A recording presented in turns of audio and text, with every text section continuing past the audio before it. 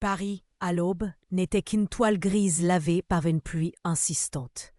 Le froid mordait les os, s'infiltrant sous les maigres vêtements d'Amélie alors qu'elle arpentait les rues désertes.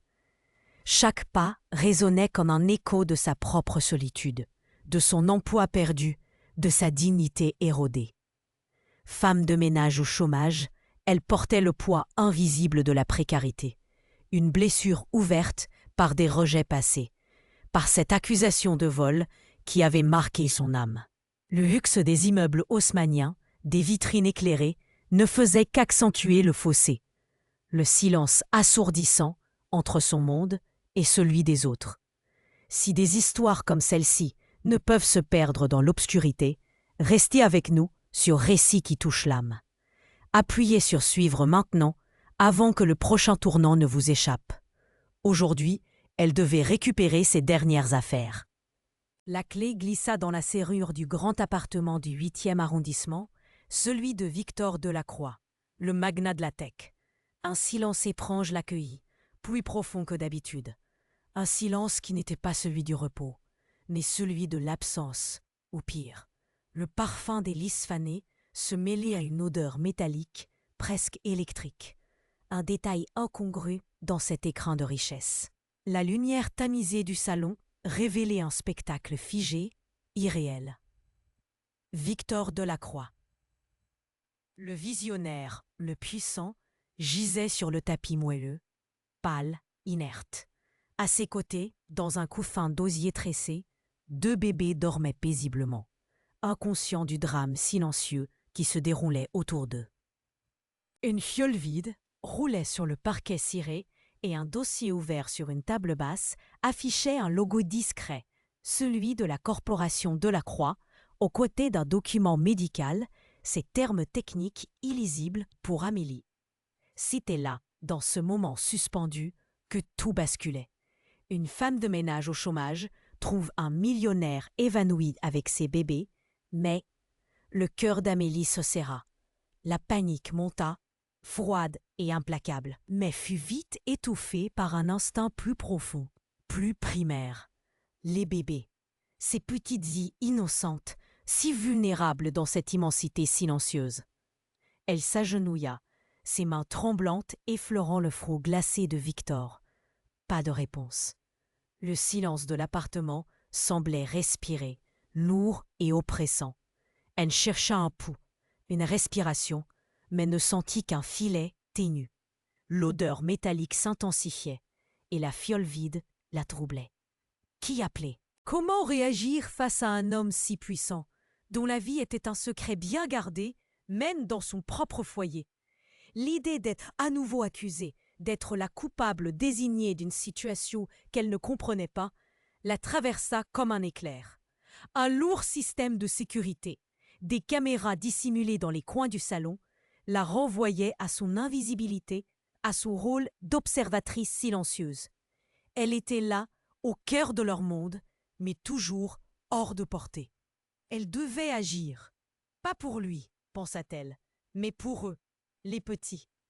Leur visage poupin, si paisible, était un appel à la compassion qu'elle ne pouvait ignorer.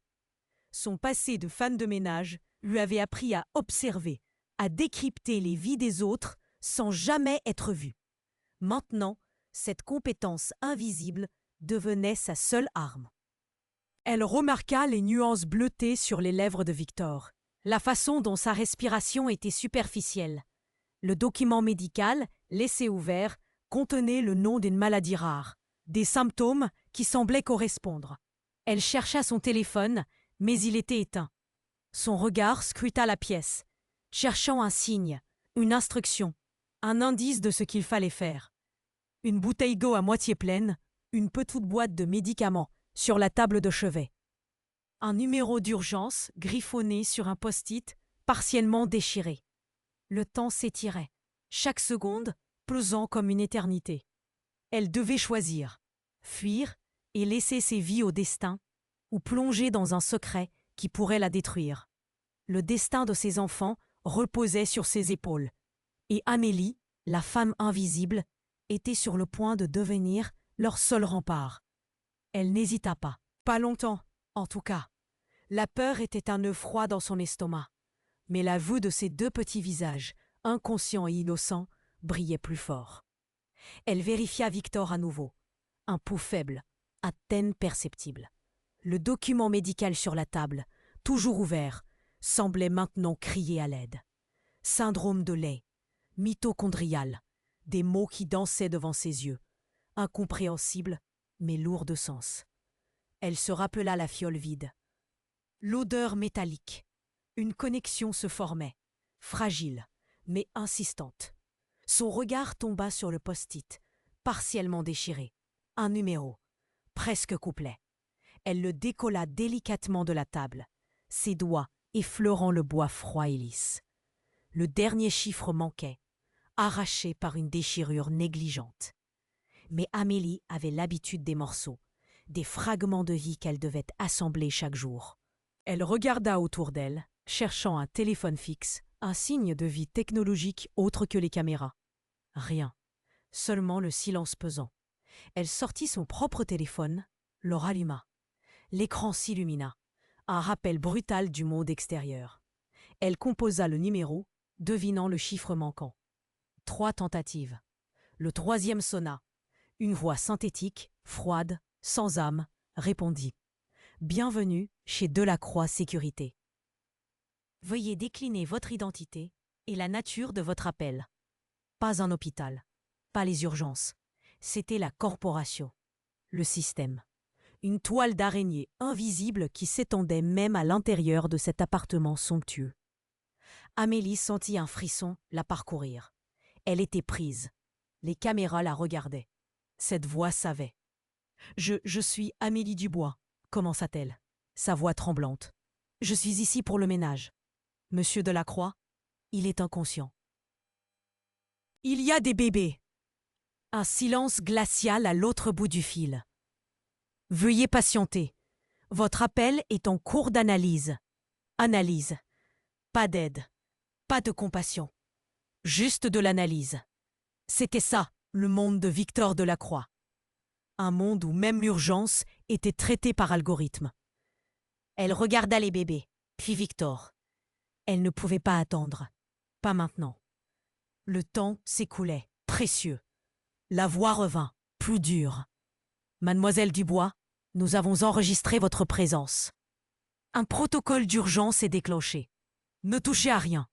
Une équipe sera sur place dans les plus brefs délais. » Un protocole, pas des secours. Elle était une variable, pas une victime, pas une sauveuse. Amélie raccrocha, son cœur battant à tout rompre. Elle avait fait ce qu'il fallait, elle avait appelé. Mais la réponse n'était pas celle qu'elle attendait. Elle était entrée dans un jeu dont elle ne connaissait pas les règles. Un jeu où la vie d'un homme et de 2 enfants était une simple procédure. C'était une micro-défaite, une première confrontation avec l'ampleur de l'adversaire. La corporation Delacroix n'était pas un individu, c'était une forteresse impénétrable. Si vous avez remarqué le détail qu'ils y ont fait semblant de ne pas voir, parlez-moi dans les commentaires et écrivez « Je suis avec vous ». Je veux sentir qui est là, maintenant. Elle se sentit piégée, mais pas brisée. L'instinct de survie, celui qui l'avait poussée à Paris, celui qui l'avait aidée à surmonter l'humiliation passée, refit surface. Elle devait protéger les bébés. Et elle devait se protéger. Les caméras, ses yeux invisibles, étaient partout. Elle se rappela son passé de femme de ménage. Comment elle avait appris à être invisible, à observer sans être vue. C'était sa force, son atout secret. Elle fit le tour de la pièce, ses yeux perçant chaque recoin. Les bébés, leurs couches, leurs biberons.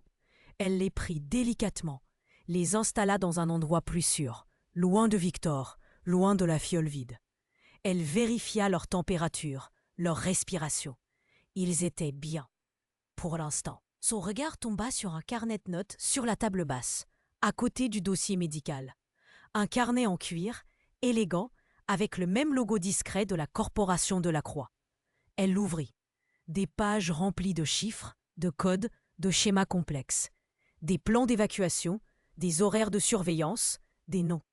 Des noms de médecins, des noms d'agents de sécurité. Le monde de Victor Delacroix n'était pas seulement luxueux, Il était aussi une prison dorée, un système de contrôle total. Elle feuilleta le carnet, ses doigts effleurant les pages. Elle vit un plan de l'appartement, avec des points rouges indiquant les caméras. Elle les avait senties, ces caméras. Maintenant, elle les voyait. Elle commença à mémoriser les angles morts, les zones d'ombre. Un vestige inattendu, le carnet de surveillance. Elle comprit qu'elle était sous observation constante. Chaque mouvement était enregistré. Un détail la frappa. Une petite clé USB glissée entre les pages du carnet. Un autre vestige, discret, presque invisible. Elle l'apprend, la glissa dans sa poche. Instinct.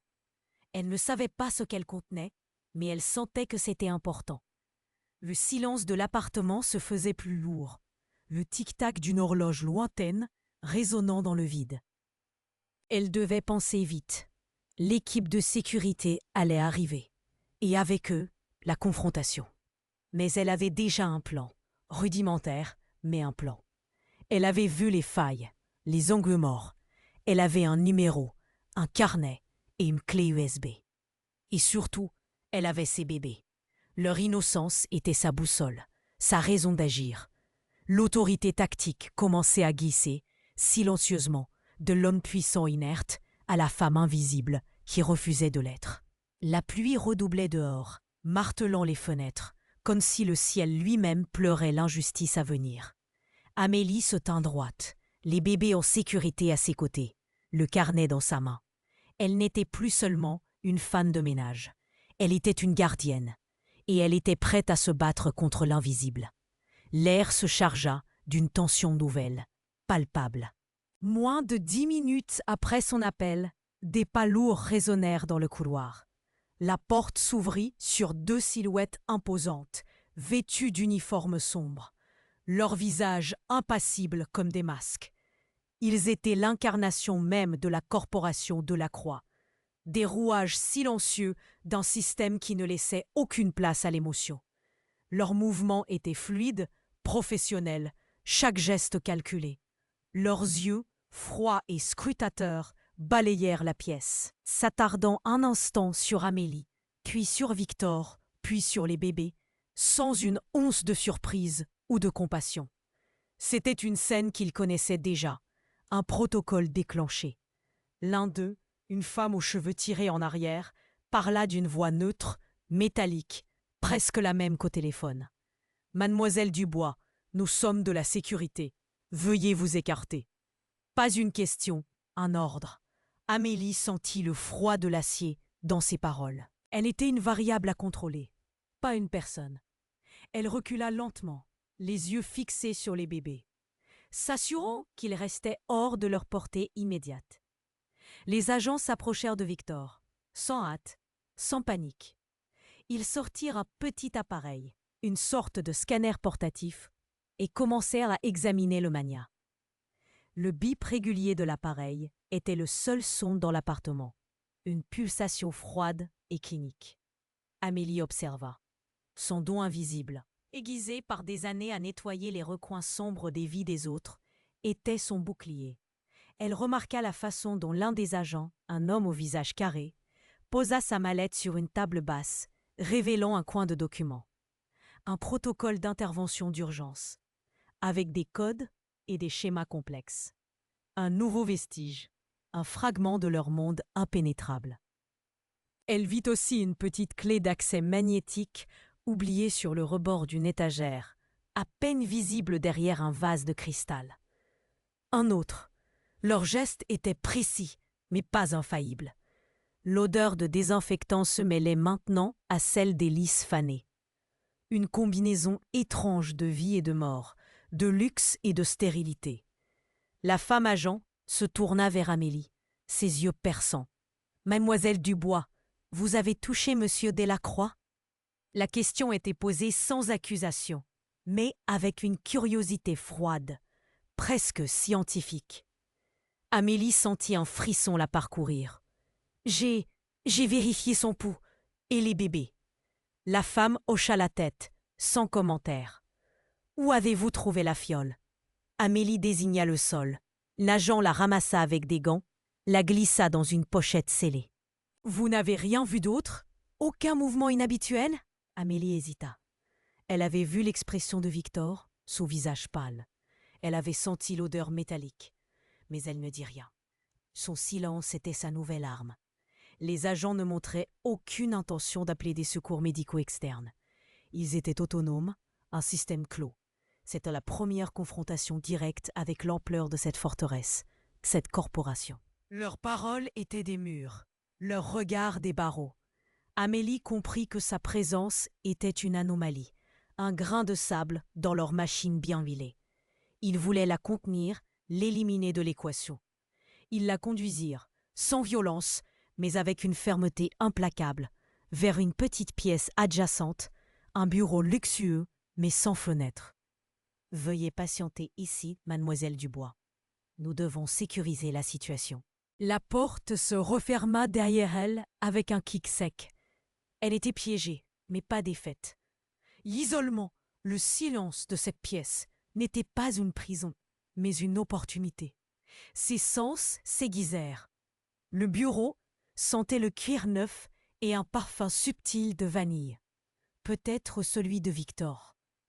Sur le grand bureau en acajou, une tablette tactile était posée, écran allumé, affichant une carte des systèmes de sécurité de l'appartement. Les points rouges des caméras clignotaient. Les mêmes qu'elle avait vus dans le carnet. Un nouveau vestige exposé par leur propre négligence. Amélie s'approcha. La tablette n'était pas verrouillée. Un plan détaillé de l'appartement s'offrit à elle, avec des zones vertes indiquant les angles morts, les toits faibles de leur surveillance. Elle vit une petite icône, une silhouette stylisée, indiquant la position des agents. Ils étaient concentrés sur Victor, dans le salon. Elle avait une fenêtre de temps, un répit inattendu. Le carnet de surveillance, la clé USB dans sa poche, la carte de sécurité sur la tablette. Les pièces du puzzle s'assemblaient, lentement mais inexorablement. Elle commença à élaborer son plan, non pas pour fuir, mais pour agir. Les bébés étaient sa priorité. Elle devait les mettre en sécurité, loin de cette forteresse silencieuse, loin de ce système froid. Elle traça des itinéraires sur la carte de la tablette, identifiant la sortie de service, les passages moins surveillés. L'autorité tactique, le pouvoir de la décision, glissait désormais entièrement entre ses mains invisibles. Elle n'était plus la femme de ménage au chômage, elle était la stratège, la gardienne, et elle allait utiliser leur propre système contre eux. Le temps était compté, mais elle avait enfin une direction. L'écran de la tablette, froid et lumineux, était sa nouvelle carte de Paris. Amélie, penchée sur la table d'acajou, traçait du bout du doigt les lignes rouges des caméras, les zones vertes aux angles morts, les points bleus des agents en mouvement.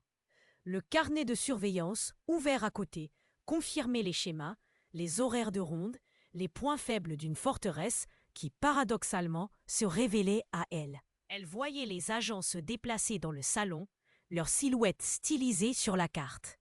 Ils étaient encore occupés avec Victor, leur protocole froid et méthodique se déroulant sans hâte. Elle avait une fenêtre, fragile mais réelle. Ses yeux passaient des images numériques aux souvenirs sensoriels de l'appartement.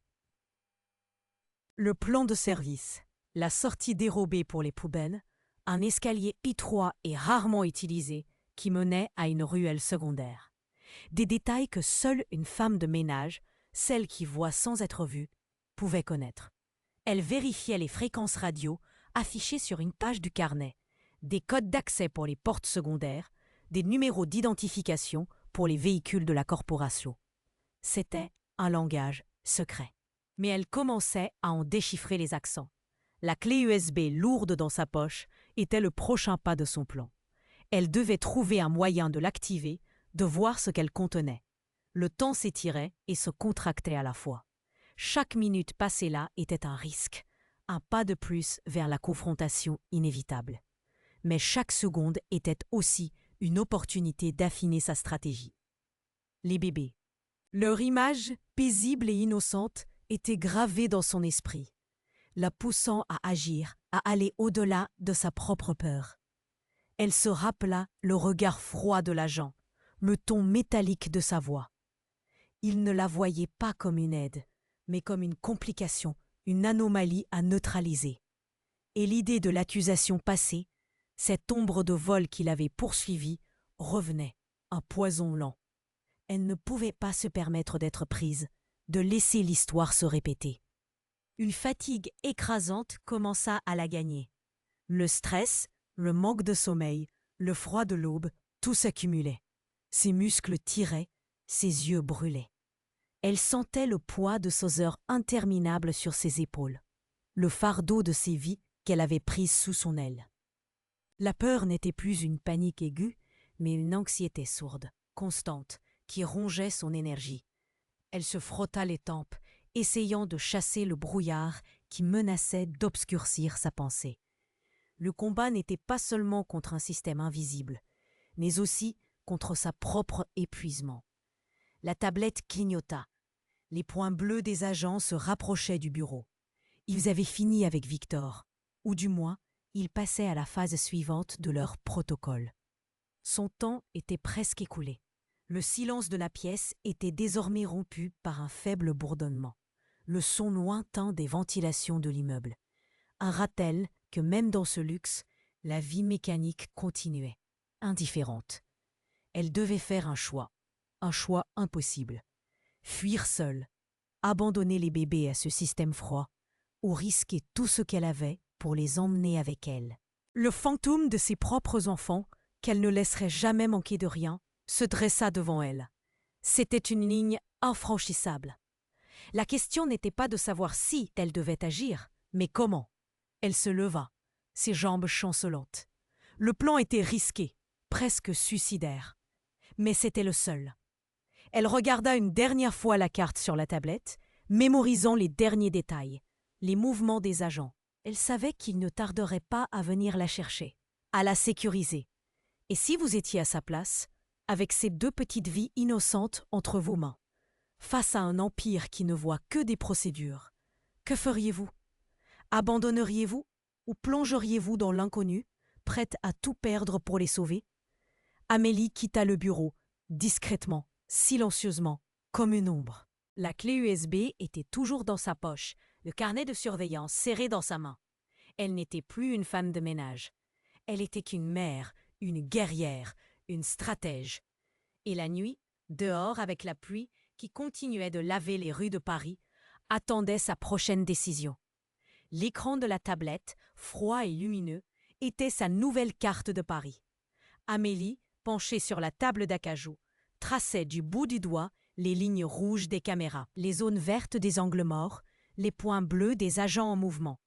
Le carnet de surveillance, ouvert à côté, confirmait les schémas, les horaires de ronde, les points faibles d'une forteresse qui, paradoxalement, se révélait à elle. Elle voyait les agents se déplacer dans le salon, leurs silhouettes stylisées sur la carte. Ils étaient encore occupés avec Victor, leur protocole froid et méthodique se déroulant sans hâte. Elle avait une fenêtre, fragile mais réelle. Ses yeux passaient des images numériques aux souvenirs sensoriels de l'appartement. Le plan de service, la sortie dérobée pour les poubelles, un escalier étroit et rarement utilisé qui menait à une ruelle secondaire. Des détails que seule une femme de ménage, celle qui voit sans être vue, pouvait connaître. Elle vérifiait les fréquences radio affichées sur une page du carnet, des codes d'accès pour les portes secondaires, des numéros d'identification pour les véhicules de la corporation. C'était un langage secret, mais elle commençait à en déchiffrer les accents. La clé USB, lourde dans sa poche, était le prochain pas de son plan. Elle devait trouver un moyen de l'activer, de voir ce qu'elle contenait. Le temps s'étirait et se contractait à la fois. Chaque minute passée là était un risque, un pas de plus vers la confrontation inévitable. Mais chaque seconde était aussi une opportunité d'affiner sa stratégie. Les bébés.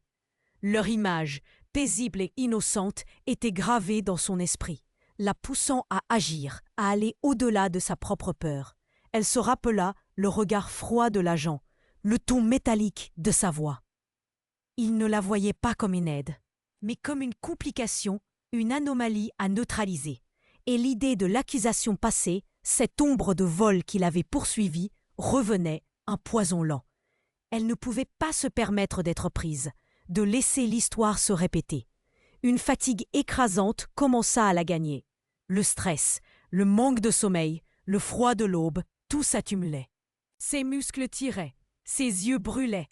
Elle sentait le poids de ses heures interminables sur ses épaules, le fardeau de ses vies qu'elle avait pris sous son aile. La peur n'était plus une panique aiguë, mais une anxiété sourde, constante, qui rongeait son énergie. Elle se frotta les tempes, essayant de chasser le brouillard qui menaçait d'obscurcir sa pensée. Le combat n'était pas seulement contre un système invisible, mais aussi contre sa propre épuisement. La tablette clignota. Les points bleus des agents se rapprochaient du bureau. Ils avaient fini avec Victor, ou du moins, ils passaient à la phase suivante de leur protocole. Son temps était presque écoulé. Le silence de la pièce était désormais rompu par un faible bourdonnement, le son lointain des ventilations de l'immeuble. Un rappel que même dans ce luxe, la vie mécanique continuait, indifférente. Elle devait faire un choix impossible. Fuir seule, abandonner les bébés à ce système froid, ou risquer tout ce qu'elle avait pour les emmener avec elle. Le fantôme de ses propres enfants, qu'elle ne laisserait jamais manquer de rien, se dressa devant elle. C'était une ligne infranchissable. La question n'était pas de savoir si elle devait agir, mais comment. Elle se leva, ses jambes chancelantes. Le plan était risqué, presque suicidaire. Mais c'était le seul. Elle regarda une dernière fois la carte sur la tablette, mémorisant les derniers détails, les mouvements des agents. Elle savait qu'ils ne tarderaient pas à venir la chercher, à la sécuriser. Et si vous étiez à sa place, avec ces deux petites vies innocentes entre vos mains, face à un empire qui ne voit que des procédures, que feriez-vous? Abandonneriez-vous ou plongeriez-vous dans l'inconnu, prête à tout perdre pour les sauver? Amélie quitta le bureau, discrètement, silencieusement, comme une ombre. La clé USB était toujours dans sa poche, le carnet de surveillance serré dans sa main. Elle n'était plus une femme de ménage.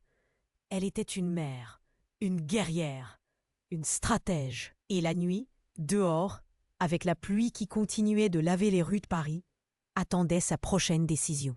Le plan était une toile d'araignée tissée de silence et d'angles morts. Chaque pas d'Amélie était calculé, ses pieds effleurant le parquet ciré, évitant les carreaux qui grinçaient. L'odeur de lys fané la suivait, se mêlant à une légère odeur de bébé, un mélange étrange de pureté et de décomposition. Elle atteignit la chambre des enfants, un havre de paix aux couleurs pastel.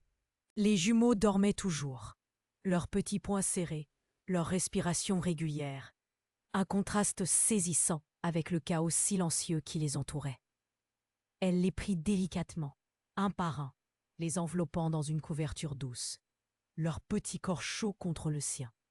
Leur poids, si léger, était pourtant un fardeau immense, une responsabilité écrasante. Elle glissa rapidement quelques couches, une boîte de lait en poudre et 2 biberons dans un sac à dos qu'elle avait trouvé dans un placard. Son cœur battait la chamade, chaque seconde comptait. Les agents étaient proches. Elle pouvait entendre leur voix étouffée, des fragments de phrases techniques. Le carnet de surveillance était son guide, la carte mentale des points faibles de l'appartement. Elle se dirigea vers la cuisine, puis vers la porte de service, celle qui menait à l'escalier étroit. Le froid s'intensifiait à chaque pas. Le souffle d'Amélie se faisait plus court. Ses mains, engourdies, serraient les bébés contre elle. Une douleur lancinante traversait son épaule, mais elle l'ignora. La faim la tenaillait, une sensation vide dans son estomac, rappel brutal de sa propre précarité. Elle était épuisée, à bout de force, mais la détermination brillait dans ses yeux. Elle n'avait plus rien à perdre, sauf ses vies innocentes. Elle arriva à la porte de service. Verrouillée, bien sûr. Elle se rappela la petite clé magnétique oubliée sur l'étagère du salon, un vestige qu'elle n'avait pas eu le temps de récupérer. Une erreur. Mais le carnet de surveillance offrait une autre solution, un code d'accès numérique inscrit en petits caractères. Elle composa les chiffres sur le clavier mural, ses doigts tremblant légèrement. Un clic sec. La porte s'ouvrit sur l'obscurité d'un escalier de service, sentant le renfermer et l'humidité. Elle jeta un dernier regard en arrière, vers le luxe silencieux qu'elle laissait derrière elle, vers le mania inconscient et le système qui le protégeait. Elle savait que cette évasion n'était qu'un début, que la corporation Delacroix ne la laisserait pas partir si facilement. Elle était désormais une anomalie, un grain de sable dans leur machine bien huilée. Mais elle avait les bébés, et avec eux, une force qu'elle ne soupçonnait pas. Le bruit de la pluie, dehors, était une promesse d'évasion, mais aussi un rappel que le monde extérieur était tout aussi impitoyable. La porte de service claqua doucement derrière elle, un écho assourdi dans le silence de l'escalier. L'air y était lourd, saturé d'une odeur de poussière ancienne, de moisissure et de résidus de repas. Chaque marche grinçait sous ses pieds. Une symphonie de craquements qui lui paraissait assourdissante dans l'obscurité. Amélie descendait, les bébés serrés contre elle, leurs petits corps chauds comme de minuscules phares dans la nuit froide. Le sac à dos, lourd d'espoir et de survie, ballottait sur son dos. Le carnet de surveillance, son précieux guide, était glissé dans sa poche, ses pages remplies de secrets désormais entre ses mains. Elle atteignit le rez-de-chaussée, une ruelle étroite et sombre, baignée par la pluie incessante de Paris. L'eau ruisselait des gouttières, créant de petites cascades sur l'asphalte glissant. Le froid mordait, un vent glacial s'engouffrant dans les interstices de ses vêtements. Amélie tira la couverture plus haut sur les visages des bébés, protégeant leur sommeil fragile de l'hostilité du monde. Leur respiration régulière était le seul rythme dans ce chaos liquide.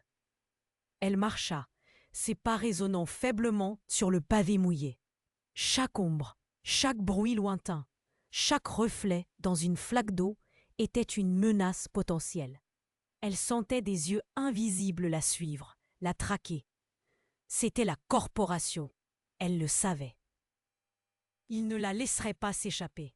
L'image de la femme agent, son regard froid, sa voix métallique était gravée dans son esprit. C'était une machine implacable, et elle n'était qu'un grain de sable. La fatigue la submergeait, une vague lourde et insistante. Ses muscles étaient endoloris, ses épaules brillaient sous le poids des bébés. La faim creusait un vide dans son estomac, un rappel brutal de sa propre vulnérabilité. Elle était une femme au chômage, seule, sans ressources, traquée par un empire invisible. Le prix de cette fuite était déjà inscrit sur son corps, dans la tension de ses membres, dans l'épuisement de son âme. Elle chercha un abri, un répit, ne serait-ce que quelques minutes. Une vieille entrée de magasin abandonnée, son rideau de fer rouillé à moitié levé, offrit un semblant de refuge. L'intérieur sentait le renfermer, l'humidité et le temps suspendu. Amélie s'y glissa, posant délicatement les bébés sur un tas de vieux cartons, vérifiant leur chaleur, leur confort. Elle sortit un biberon, mélangea la poudre avec un peu d'eau qu'elle avait glissée dans le sac. Leurs petites bouches s'ouvrirent, avides, et un sentiment de thé fragile l'envahit. Pendant qu'il buvait, elle sentit la clé USB dans sa poche. Elle la sortit, l'observa à la faible lumière d'un lampadaire lointain. Que contenait-elle? Des secrets? Des preuves? Elle avait le carnet de surveillance, rempli de codes et de noms. Et cette clé, un autre vestige, plus mystérieux encore. Elle devait trouver un moyen de l'ouvrir, de voir ce qu'elle révélait. Mais où? Dans cette nuit pluvieuse de Paris, chaque cybercafé était fermé, chaque librairie éteinte. Elle pensa à ses propres enfants, à l'odeur du pain chaud qui emplissait ses rêves de boulangerie.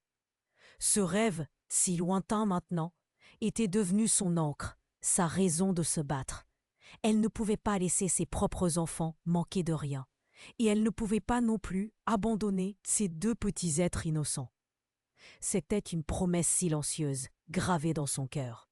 Soudain, le son, un moteur lointain, puis plus proche. Un véhicule noir, sans marquage, les phares éteints, glissa lentement dans la ruelle. Il passa devant leur cachette, ses vitres teintées renvoyant des reflets fantomatiques. Amélie se figea, retenant sa respiration, serrant les bébés contre elle. Le cœur battant à tout rompre, elle attendit, immobile. Le véhicule continua sa course, disparaissant dans la nuit humide. Il la cherchait. Ils étaient proches. Elle était une proie, chassée par un système qui ne connaissait ni compassion, ni pitié. Chaque décision qu'elle prenait avait un prix. Chaque pas la rapprochait du bord du gouffre. Le prix de la vérité est souvent lourd. Mais que vaut une vie quand le silence achète la paix? Si vous pensez que certaines batailles doivent être menées, même seules, partagez cette pensée avec nous. Amélie se leva, la détermination ravivée dans ses yeux fatigués. Elle ne pouvait pas rester là. Elle devait continuer, trouver un lieu sûr et surtout comprendre ce que contenait cette clé USB. La pluie continuait de tomber, lavant les rues de Paris. Mais elle savait que le danger n'était pas lavé. Il était partout. Le petit carnet de surveillance, les coordonnées d'un médecin inscrit en marge, lui offraient une nouvelle direction. C'était un risque. Mais c'était son seul espoir. La carte mentale d'Amélie, tracée à la lueur des lampadaires parisiens, était désormais son unique boussole. Le carnet serré dans sa main lui indiquait un nom, celui du docteur Moreau, et une adresse, quelque part dans le 6e arrondissement. Loin, trop loin pour ses jambes déjà lourdes, avec les bébés. Mais chaque pas dans cette ruelle sombre, chaque goutte de pluie sur son visage, renforçait sa résolution. Elle ne pouvait pas s'arrêter. Pas maintenant. Elle émergea sur un boulevard désert, les lumières des cafés encore éteintes, les vitrines reflétant un ciel gris sans promesse. Le vent s'engouffrait entre les immeubles haussmanniens, apportant avec lui l'odeur du bitume mouillé et un frisson glacial. Amélie tira les bébés plus près, leurs petits visages enfouis dans la douceur des couvertures. Elle cherchait un signe, une aide inattendue. Une station de RER, trop risquée. Des caméras partout. Elle était une ombre et elle devait le rester. Soudain, une lumière. Une petite boulangerie, à peine ouverte, laissait échapper une douce chaleur et un parfum de croissant chaud. Un arôme si familier, si douloureusement proche de son rêve. La porte était entr'ouverte, invitant. Amélie hésita. Un risque calculé. Elle se glissa à l'intérieur, le tintement de la clochette lui arrachant un sursaut. Le boulanger, un homme aux mains farinées et au sourire fatigué, leva les yeux. Il ne dit rien, mais son regard s'arrêta sur les bébés, puis sur Amélie, sur la fatigue gravée dans ses traits. Une compassion silencieuse. Elle acheta une baguette, quelques viennoiseries, un café chaud qu'elle but d'une traite. Le sucre et la chaleur lui rendirent un peu d'énergie. Dans un coin, une vieille tablette posée sur un comptoir, destinée aux clients, attira son regard. Lentement, elle s'approcha. C'était sa chance. Elle inséra la clé USB, son cœur battant la chamade. L'écran s'anima. Des dossiers, des noms, des dates, tout en français, mais avec des acronymes étranges. Des fichiers cryptés. Une barrière numérique s'était dressée. Une micro-défaite. Elle avait la clé, mais elle ne pouvait pas la déverrouiller. La déception fut amère, un goût de cendre dans sa bouche. Elle se rappela le regard de l'agent, le sourire froid. Ils avaient pensé à tout. Ou presque. Le carnet de surveillance. Elle le sortit, ses doigts fiévreux parcourant les pages. Des codes, des fréquences et une suite de chiffres, écrits à la main, à côté d'un croquis d'un logo de l'entreprise. Un mot de passe, elle essaya. Une première fois, échec. Une seconde fois, échec. Ses mains tremblaient. La troisième fois, elle tapa les chiffres avec une concentration extrême. Une prière silencieuse sur ses lèvres. Un clic. Un dossier s'ouvrit. Un flot d'informations déferla sur l'écran. Des documents médicaux, des rapports de recherche. Le nom de Victor Delacroix y figurait maintes et maintes fois. Et le nom du docteur Moreau. Un lien évident. Les fichiers détaillaient une maladie rare et dégénérative, une condition qui affaiblissait Victor, le rendant vulnérable, mais aussi des protocoles de traitement expérimentaux. Et surtout, des informations sur le don d'organes, des recherches génétiques complexes, des essais cliniques secrets. C'était un réseau, une toile immense. La corporation Delacroix n'était pas seulement une entreprise technologique. C'était un laboratoire, un empire bâti sur des secrets médicaux, sur l'exploitation de la vulnérabilité humaine. Les bébés, la paternité de Victor, le lourd secret familial. Tout commençait à s'emboîter, un puzzle macabre. Elle n'était plus seulement en fuite. Elle était détentrice d'une vérité explosive. Si vous avez déjà senti le poids d'un secret trop grand, un secret qui pourrait changer le monde, alors vous savez ce qu'Amélie ressentait à cet instant. Si vous percevez les détails que d'autres ignorent, ceux qui éclairent l'ombre, parlez-en avec nous dans les commentaires. Écrivez « Je suis là, je veux sentir votre présence, votre lumière ». Elle retira la clé USB, son esprit en ébullition. Le boulanger la regarda partir, son regard empreint d'une curieuse gravité. Amélie sortit, le froid de Paris lui fouettant le visage. La pluie avait cessé, mais le ciel restait lourd, menaçant. Elle avait une nouvelle mission, plus dangereuse que la fuite. Elle devait atteindre le docteur Moreau, non plus pour un abri, mais pour confronter cette vérité, pour comprendre l'ampleur du monstre qu'elle venait de réveiller. Le chemin vers le 6e arrondissement, éclairé par les premières lueurs de l'aube, s'annonçait long et semé d'embûches. Amélie, les bébés serrés contre elle, s'enfonça dans le dédale des rues parisiennes.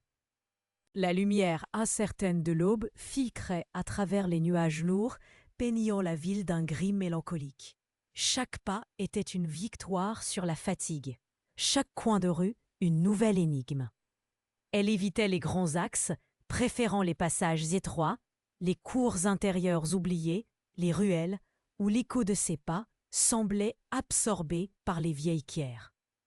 Le carnet de surveillance, toujours à portée de main, était devenu une extension d'elle-même. Une carte vivante des dangers et des échappatoires. Elle imaginait les caméras, invisibles mais omniprésentes, des yeux froids, scrutant chaque mouvement.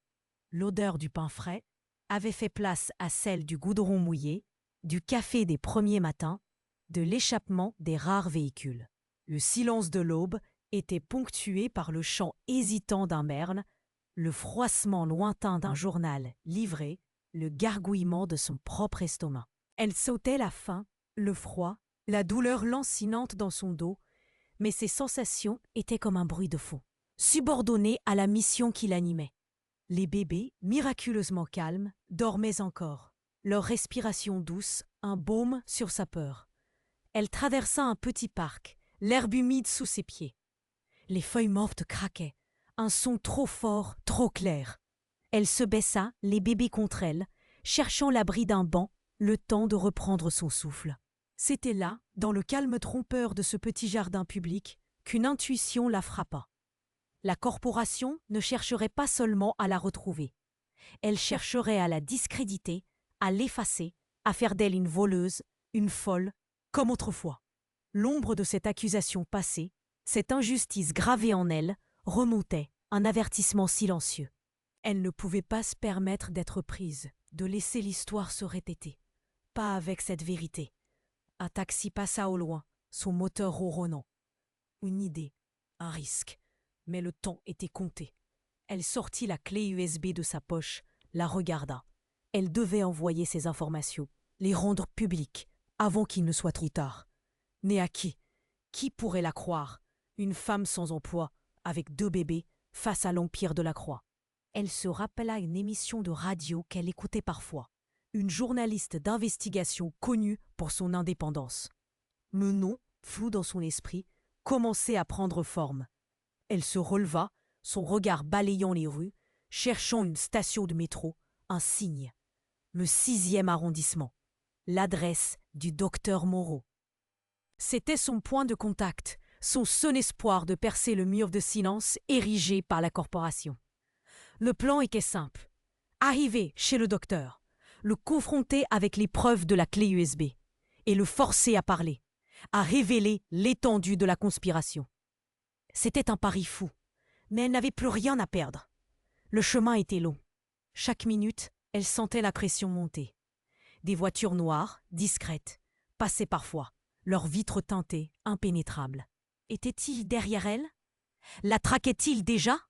Elle se fondait dans l'ombre, utilisant son invisibilité apprise comme une arme. Elle connaissait les rues de Paris comme sa poche, chaque raccourci, chaque passage secret.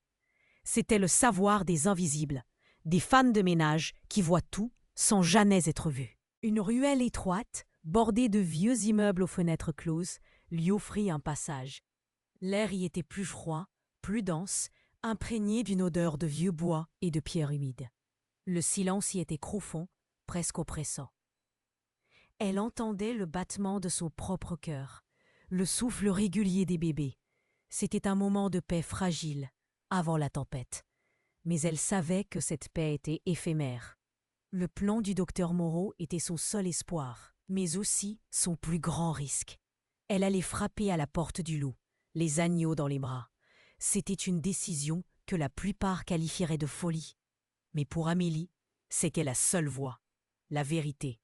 Elle devait la déterrer, la faire éclater au grand jour. Et si vous étiez là, si vous aviez ces preuves brûlantes entre vos mains, choisiriez-vous le silence ou la confrontation, même face à un empire? La vie est faite de ces choix impossibles. Elle émergea de la ruine, le soleil commençant à percer les nuages, jetant des lueurs dorées sur les toits de Paris. Le 6e arrondissement était en vue, ses immeubles élégants, ses rues plus larges, ses cafés qui s'éveillaient. Le bruit de la ville reprenait ses droits, un murmure constant qui, paradoxalement, la rassurait. Elle n'était plus seule dans le silence. Le monde était là, prêt à témoigner. Mais de quoi? De sa défaite ou de sa victoire? Il était temps de le découvrir. Amélie pénétra dans les rues élégantes du 6e arrondissement. Le soleil, désormais pleinement levé, jetait des ombres longues et nettes sur les façades haussmanniennes. Mais la lumière ne parvenait pas à dissiper l'anxiété qui serrait sa poitrine. Les bébés, réveillés, s'agitaient doucement dans ses bras, leurs petits gargouillements contrastant étrangement avec le silence tendu qui l'habitait. Chaque pas la rapprochait du docteur Moreau, de cette vérité qu'elle portait comme un fardeau, mais aussi comme une arme. Elle sentait le poids de la clé USB dans sa poche, sa chaleur métallique contre sa peau, un rappel constant de ce qu'elle détenait.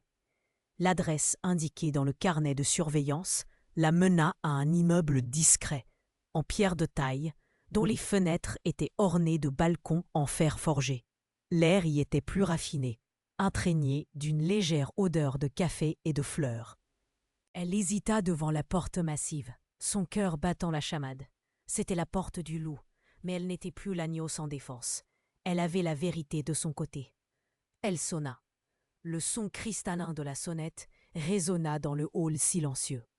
Une voix grave, hésitante, répondit par l'interphone. Amélie, sa voix empreinte d'une détermination nouvelle, demanda le docteur Moreau. La porte s'ouvrit avec un déclic lourd. Elle entra, poussant les bébés devant elle. Un bouclier fragile. Une lueur de reconnaissance, puis de panique, traversa son regard. Il la fit entrer dans son cabinet. Un bureau encombré de livres médicaux, d'écrans d'ordinateur et de microscopes. L'odeur d'alcool médical y était forte, presque suffocante.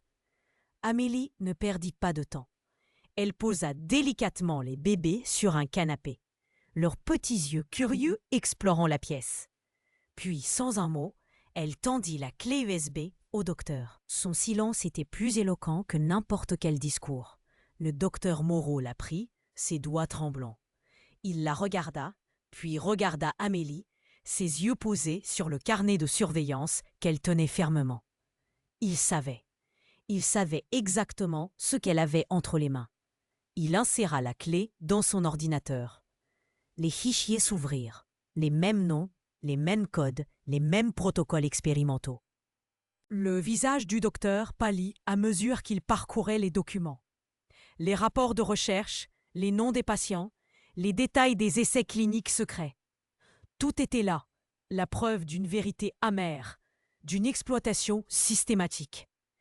Il y avait des informations sur des donneurs, des traitements non éthiques, des vies manipulées pour le bénéfice de la corporation Delacroix et de son PDG, Victor. Le silence devint pesant, seulement brisé par la respiration rapide du docteur et le doux babillage des bébés. Amélie le fixa, ses yeux ne le quittant pas. Elle n'avait pas besoin de parler. La vérité parlait d'elle-même, crue et implacable. Le docteur Moreau était piégé. Il était une pièce de cet échiquier macabre, un rouage essentiel d'un système corrompu. Mais ses yeux reflétaient aussi une douleur, une culpabilité. Il n'était peut-être pas le monstre, mais l'homme contraint. Il leva les yeux vers Amélie, une expression de détresse profonde sur son visage. Ils m'ont forcé, murmura-t-il, sa voix à peine audible. Ma famille, ma réputation. C'était l'aveu d'une faiblesse, d'une complicité forcée. Amélie sentit un léger frisson. L'homme devant elle était un prisonnier de la même machine que celle qu'il avait traquée. Il était un autre rouage, un autre pion. Mais il détenait aussi la clé de beaucoup de secrets. Elle lui posa une question silencieuse, son regard intense exigeant une réponse. Qui d'autre était impliqué? Jusqu'où s'étendait cette toile? Le docteur Moreau, accablé, commença à parler, d'abord par bribes, puis avec un flot de mots, comme si une digue venait de céder. Il révéla les noms d'autres médecins, d'avocats, de hauts fonctionnaires, tous liés par un réseau complexe de chantage et de menaces. La corporation Delacroix ne se contentait pas de briser des vies, elle les contrôlait. Il y avait un nom qui revenait souvent, celui d'une femme, une figure clé dans la logistique des donneurs et des traitements. Une femme agent. C'était elle, la voix métallique, le regard froid. Elle était l'opératrice de rue, le visage visible d'une machine invisible. La révélation fit l'effet d'un choc. Amélie avait désormais un visage à associer à la menace, une cible plus concrète. Le docteur Moreau, les yeux rougis, pointa du doigt un dossier spécifique sur l'écran. C'est là, la preuve ultime. Les bébés. Il hésita, sa voix se brisant. Ils sont la clé. Amélie sentit son sang se glacer. Les bébés, la paternité de Victor, le secret familial. Tout se rejoignait dans ce dossier. Une vérité si sombre, si cruelle, qu'elle laissa Amélie sans voix. C'était la raison de la vulnérabilité de Victor, la raison de la cruauté de la corporation.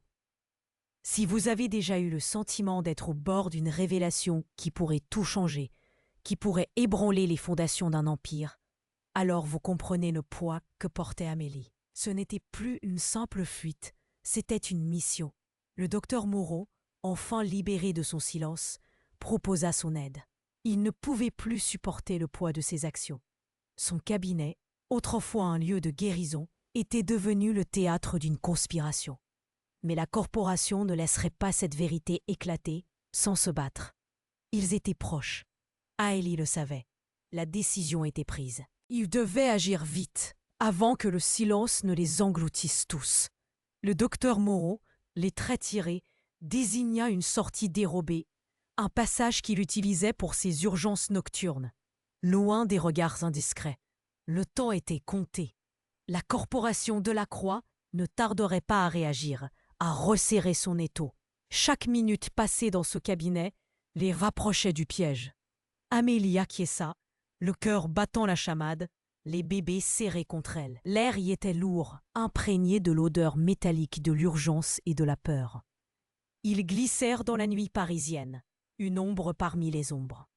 Le docteur, autrefois figure d'autorité, était maintenant un homme brisé, guidé par Amélie. Ses pas étaient hésitants, ses yeux scrutant chaque recoin, chaque silhouette.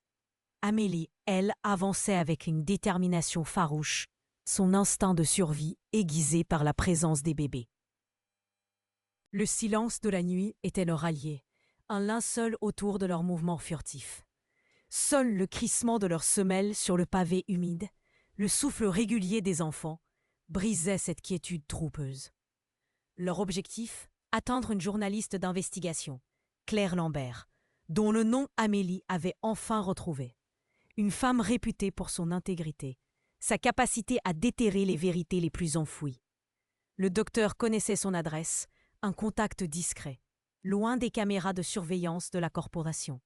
Ils traversèrent des ruelles étroites, des passages secrets connus des seuls Parisiens. Le vent sifflait entre les immeubles haussmanniens, portant l'écho lointain d'une sirène, un rappel constant du danger qui planait. Amélie sentait le poids de la clé USB dans sa poche, le carnet de surveillance dans l'autre main, des talismans contre l'obscurité qui les entourait. Les bébés, étonnamment calmes, semblaient percevoir la gravité de l'instant, leurs petits poings serrés contre le tissu de sa veste. Le docteur, lui, trébuchait parfois, sa respiration devenant plus rapide. Il avait peur, une peur viscérale, mais la vérité qu'il portait était plus forte que son instinct de fuite. Ils arrivèrent enfin devant un immeuble discret, sans signe distinctif, dans une petite rue perpendiculaire. La lumière d'une veilleuse filtrait d'une fenêtre à l'étage. Amélie frappa doucement, 3 coups secs, le code convenu par le docteur. La porte s'entr'ouvrit, une femme aux yeux vifs, les cheveux en bataille, apparut. Claire Lambert. Son regard passa d'Amélie au bébé, puis s'arrêta sur le docteur Moreau. Une lueur de compréhension dans ses yeux. Dans le silence feutré de l'appartement de Claire, Amélie déroula son histoire, les mots se bousculant, urgent. Elle tendit la clé USB, puis le carnet de surveillance. Le docteur Moreau, la voix brisée, corrobora chaque détail, ajoutant les noms, les dates, les lieux. Claire écoutait, son visage grave, les yeux rivés sur les documents qui défilaient sur l'écran. Les bébés, installés dans un coin, babillaient doucement, leur innocence contrastant brutalement avec l'horreur des révélations. La corporation Delacroix, l'empire technologique, était un monstre aux 1000 tentacules. Exploitant la maladie, manipulant des vies, des génomes, des destins. Les bébés, les jumeaux de Victor, étaient le cœur de ce secret, la clé de sa vulnérabilité, la raison de sa folie. Une maladie rare, des traitements expérimentaux, des donneurs sous contrainte. Le voile se levait sur une vérité amère, une vérité que le système avait soigneusement étouffée. Claire Lambert, le visage pâle, comprit l'ampleur de l'affaire. Ce n'était pas une simple fuite, c'était un scandale d'État, une conspiration qui touchait les plus hautes sphères. Elle savait ce qu'elle devait faire. Le lendemain matin, une conférence de presse improvisée fut organisée. Un lieu neutre, une salle de mairie mise à disposition par un contact de Claire. Les journalistes, alertés par un mystérieux appel, affluaient, l'air fébrile. La salle était bondée, l'air électrique. Les flashs crépitaient, les micros se tendaient. Claire Lambert, digne et déterminée, commença à parler, sa voix claire et ferme. Puis elle fit signe à Amélie. Amélie s'avança, les bébés dans ses bras, leurs petits visages endormis, inconscients de l'agitation autour d'eux. Elle n'avait pas besoin de parler. Leur présence, leur innocence, était la preuve vivante de la cruauté du système. Le docteur Moreau, à ses côtés, prit la parole, sa voix tremblante au début, puis s'affermissant. Il révéla tout, les protocoles secrets, les essais non éthiques, les noms des complices, la manipulation des données. Il pointa du doigt la corporation Delacroix, non pas un homme, mais un système, une machine qui broyait les plus faibles pour protéger les plus puissants. Les documents de la clé USB défilaient sur l'écran géant derrière eux, des preuves irréfutables, des noms, des chiffres, des protocoles. Les journalistes étaient sidérés. Le silence se fit, un silence lourd de révélation, de colère. Les bébés, ces petits êtres fragiles, symboles d'une vie à peine commencée, étaient devenus l'encre morale de cette histoire. Leur existence même était une question lancinante, une accusation silencieuse. Est-ce là le monde que nous voulons leur laisser? C'était la voix de l'humanité, l'écho de leur vulnérabilité qui résonnait dans la salle. Amélie, tenant fermement les enfants, regardait la foule, ses yeux brillants d'une détermination sans faille. La vérité, enfin, éclatait au grand jour. Si cette virada a fait frissonner votre âme, si elle a touché votre cœur, prouvez que vous n'êtes pas seul. Laissez votre like maintenant et partagez cette vidéo avec une personne qui doit entendre cette vérité. La réaction fut immédiate. Les téléphones sonnaient, les caméras filmaient, les articles s'écrivaient en direct. L'opinion publique, témoin de cette injustice, se réveillait, choquée, indignée. Le système, si longtemps protégé par le silence et le pouvoir, commençait à vaciller. La chute était inévitable. La réaction fut immédiate. Les téléphones sonnaient, les caméras filmaient, les articles s'écrivaient en direct. L'opinion publique, témoin de cette injustice, se réveillait choquée, indignée. Le système, si longtemps protégé par le silence et le pouvoir, commençait à vaciller. La chute était inévitable.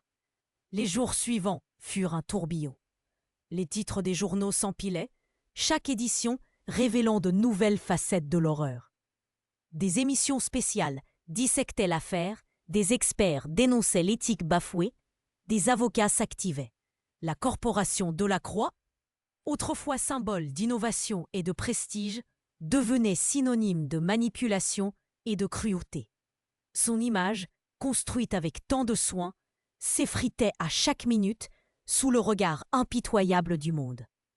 Victor Delacroix, le visionnaire charismatique, fut contraint à la démission, sa fortune personnelle gelée, son nom traîné dans la boue. Les images de lui, autrefois souriant et confiant, furent remplacées par des photos de lui, le visage fermé, encerclé par les journalistes, l'ombre de son empire s'effombrant sur ses épaules. La maladie, qu'il avait tant cherché à cacher, fut exposée, non pas comme une faiblesse, mais comme le moteur d'une folie sans limite. Les bébés, ses enfants, devinrent le symbole de cette tragédie, leur innocence une lame aiguisée contre l'hypocrisie de leur père. Le docteur Moreau, lui, retrouva une paix fragile. Il avait témoigné, livré les preuves, affronté ses démons. Sa réputation était brisée, mais sa conscience, elle, était apaisée. Il céda le devant de la scène, se retirant du tumulte médiatique, laissant Amélie et Claire Lambert porter le flambeau de la vérité. Il avait fait sa part, un homme brisé qui avait trouvé le courage de se dresser contre la machine qui l'avait servi. Son cabinet fut fermé, son nom effacé des registres médicaux, mais dans les yeux d'Amélie, il restait un allié, un homme qui avait choisi la rédemption. La femme agent, l'opératrice de rue, fut introuvable. Elle s'était évanouie dans la nature, une ombre parmi les ombres, emportant avec elle une partie des secrets du système. Mais son absence ne freina pas la justice. D'autres noms furent révélés, d'autres complices démasqués. Des avocats furent radiés, des fonctionnaires mis en examen. La machine était grippée, ses rouages s'entrechoquaient, incapables de résister à la force de l'opinion publique. Le silence des couloirs de la corporation fut remplacé par le fracas des mandats de perquisition, le grincement des portes de prison. Des amendes colossales furent prononcées, des procès s'ouvrirent, des têtes tombèrent. Les employés, jadis fiers de travailler pour Delacroix, furent confrontés à la honte, à la colère, à l'incertitude. La confiance, ce pilier invisible qui soutient les empires, s'était effondrée, laissant derrière elle un champ de ruines. Amélie, elle, observait tout cela, les bébés dans ses bras, le carnet de surveillance toujours près d'elle. Elle n'était plus la femme de ménage invisible. Mais la voix d'une vérité inattendue. La peur s'était muée en une détermination froide, une force tranquille. Elle n'avait pas cherché la gloire, seulement la justice, la protection de ses vies innocentes. Et si vous aviez été à sa place, auriez-vous eu le courage de vous tenir debout, seul, face à un monde prêt à vous dévorer? La pluie tomba à nouveau sur Paris, une pluie fine et persistante comme une purification. Les sirènes des véhicules de police résonnaient dans le lointain, un chant funèbre pour un empire déchu. Le chaos médiatique commençait à s'apaiser, laissant place à une nouvelle réalité. Le système avait été ébranlé, sa toute-puissance mise à nu. Mais le plus grand combat restait à venir. Celui de reconstruire, de panser les plaies, de donner un sens à ce qui avait été perdu. Mais le plus grand combat restait à venir, celui de reconstruire, de panser les plaies, de donner un sens à ce qui avait été perdu. Amélie, avec les bébés désormais en sécurité, ne chercha pas à s'éloigner de Paris, mais à y ancrer un nouveau départ. L'argent récupéré des actifs saisis de Delacroix, combiné au soutien d'une campagne publique menée par Claire Lambert, permit de fonder l'Étoile de demain, un centre d'aide pour les mères isolées et les enfants vulnérables, un havre de paix loin des ténèbres de la corporation. Elle n'était plus la femme de ménage invisible, mais la gardienne d'un espoir, d'une résilience. Son rêve de boulangerie-pâtisserie se réalisa aussi, non pas pour la fortune, mais comme un lieu de rencontre, un espace où l'odeur du pain chaud rappelait que même après la tempête, la douceur pouvait renaître. Les bébés de Victor, adoptés par une famille aimante, grandiraient loin des secrets, symbole vivant d'une vérité qui avait éclaté. Amélie, elle, veillait, son carnet de surveillance devenu un journal de bord de toutes ses vies sauvées. Ici, aucune fin n'est la fin. Rejoins notre famille, suis récit qui touche l'âme, active la cloche et commente le mot « legs ». Je lirai ton nom là-bas. Le véritable héritage n'est pas ce que l'on possède, mais ce que l'on bâtit pour ceux qui viennent après nous. Et si vous avez une histoire à raconter, un espoir à partager, souvenez-vous que chaque petite lumière peut percer l'obscurité la plus profonde. Ces lumières, Amélie les portait, chaque jour, sous le ciel de Paris. Un souvenir vibrant que la dignité n'est jamais vaincue.